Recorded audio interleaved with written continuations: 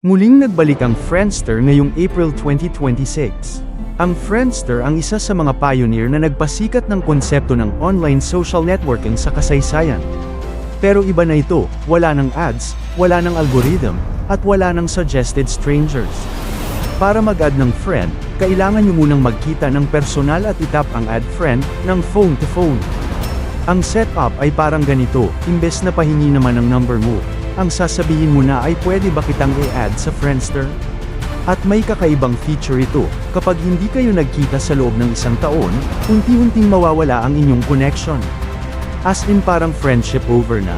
Matatanda ang naungusan nito ng Facebook, dahilan para ihinto ang social network nito noong 2011, at tuluyang magsara noong 2015. Ngayon, sinusubukan ng Friendster na baguhin ang norm sa social media. Ikaw, ano sa tingin mo? Comment lang ang yes kung gusto mo ang bagong Friendster ngayon. Or no kung okay ka na sa current social media apps. Mag-follow sa Kamangha TV para sa mga kwentong makabuluhan at kapupulutan ng aral.